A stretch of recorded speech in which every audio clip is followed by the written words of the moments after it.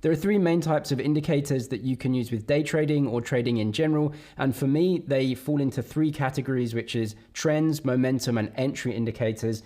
You can use these in a kind of 1, 2, 3 strategy whenever you trade to actually go ahead and get some confidence of the direction that you're going to be trading in. I'll talk about these three indicators in this video, and I'll leave timestamps for them down in the description. Firstly, we can get to trend indicators. This is number one, and you want to identify the trend and then obviously use indicators to identify that trend. So we're going to go over to Bybit. I'll leave a link to Bybit in the description. I use Bybit for trading cryptocurrency. You can get a deposit bonus up to $4,000 in your futures trading account. They're also giving free spot trades as of making this video as well. So check out the links for deposit bonuses to trading platforms down there and the ones that I use. But you want to go over to an indicator that's going to show you a trend. So you can see this through different time frames, which is, confluence or divergence. So what we can do over here is press indicators and then just type in moving average. This is the first indicator anyone will learn when trading. You want to go down to moving average here.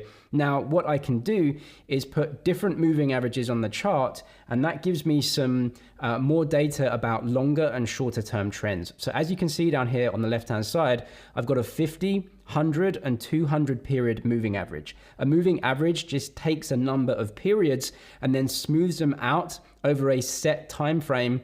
50, 100, 200 are the ones that I use most. 50 is short term, 100 is kind of medium to long, and 200 is long. Now, it doesn't take a genius to work out, therefore, that if the orange line is a 200 moving average, right? So 200 period. Now, I'm on the day chart, as you can see here, D for day. So we are looking at each period being 1 day in length. This 200 period is the long-term moving average. Then we have the yellow, which is the 100, which is below it. And then the blue right here, which is even below that.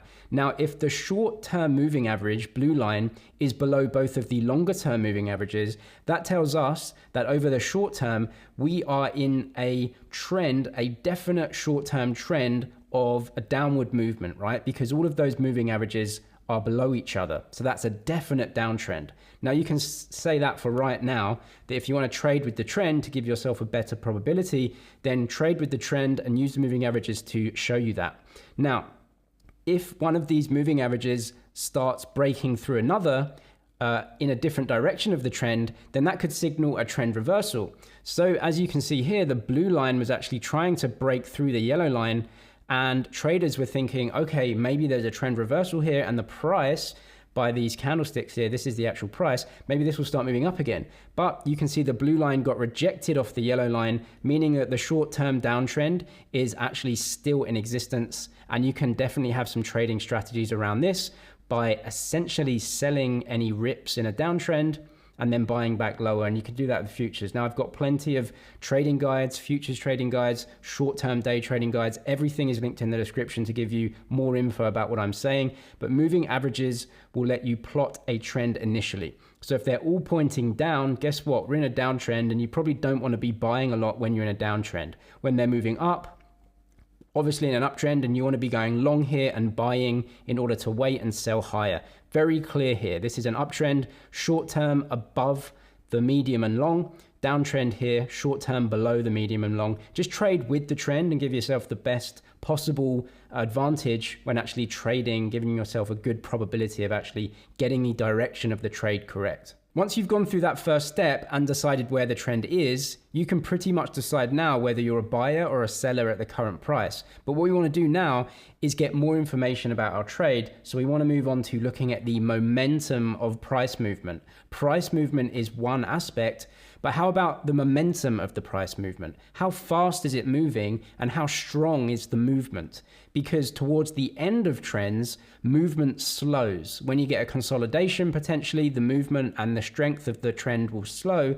That could indicate a pause before a reversal or a pause before an extra trend down. Now, that also depends not just on technical analysis, but news and everything like that. So let's go through that now with momentum.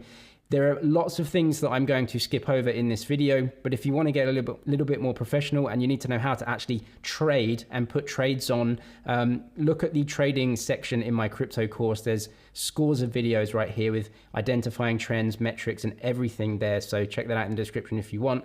But now we want to look at momentum. So what do I mean by momentum? Well, the indicator for me is the RSI. So I'm going to put this on RSI right here, relative strength index. Now this is a decent indicator which is going to show you how strong a potential move is right now. What you're doing with the momentum indicator is trying to understand how strong the price move is. So is the move actually getting stronger over time? Then you can be more confident of your trade. Or is the price action actually diverging away from the strength of its movement in that direction? So as you can see with the relative strength index, it's just an index with a lower bound of 30 and an upper bound of 80. So anything around the top end, around 80, is known as overbought, or kind of a very strong momentum up.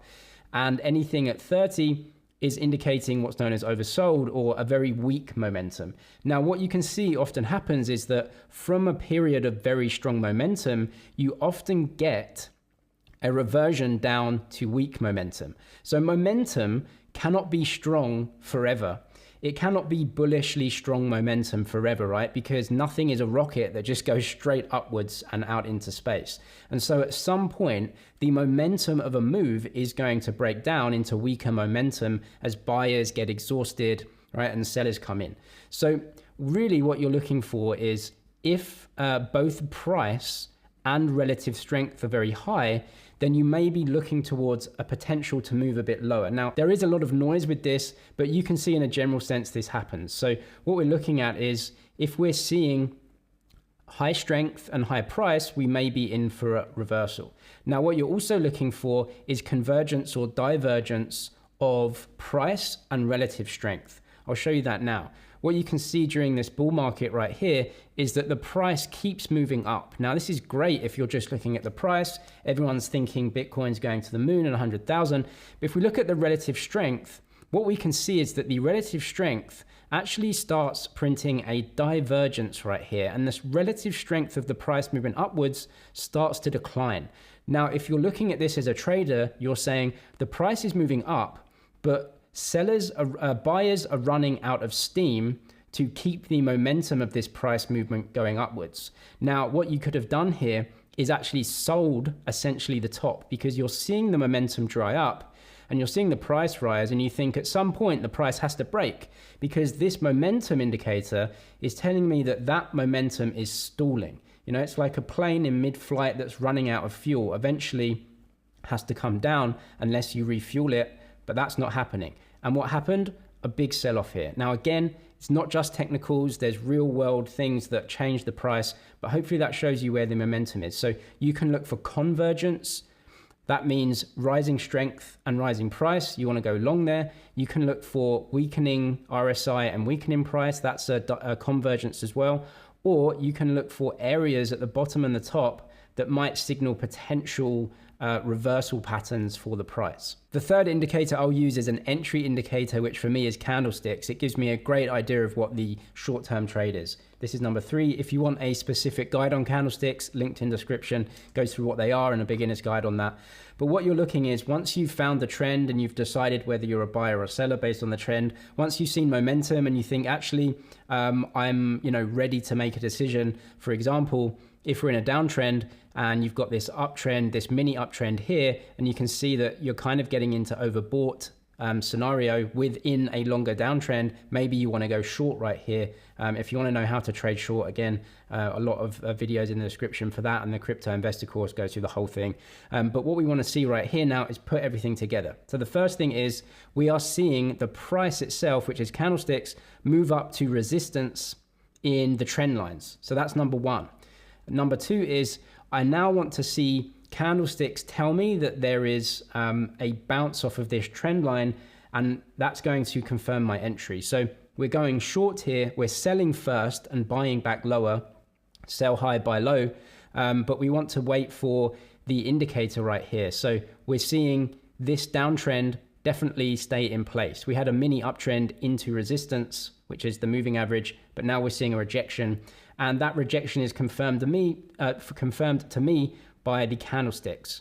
We have 1, 2, 3, 4, 5 right here, these candlesticks. This is 5 days of trade where you have down, down, down, down movement. Now, what you get very often when you have 3 or 4 down days like this, when sellers are winning, is eventually the buyers give up and you get this candle down. You can see that here. you can see that a few days here and a few bearish candles here, again with the sell-off. So that's what you would trade here. A bounce into a resistance line, downtrend continues for the most part. That's the probability trade. You're seeing 3 or 4 days of bearish candles here. Buyers are getting exhausted. They've been exhausted all the way from here. These are the candlesticks that say, okay, we're getting this downtrend here. Sellers are coming in. Can see that the candlesticks are red. Maybe we'll get a sell-off. And that would have been a very good day trade over 4 or 5 days. So that is the entry that I get from really looking at candlesticks, showing me those entries, and also those other indicators like moving averages, showing me the trend and giving me price levels to trade off. Do check out the other free guides that I mentioned in this video. They will go through different trading techniques. Also, Bybit give that deposit bonus, so check that link if you want. I'm James with MoneyZG. Cheers for watching, and I'll see you in the next one.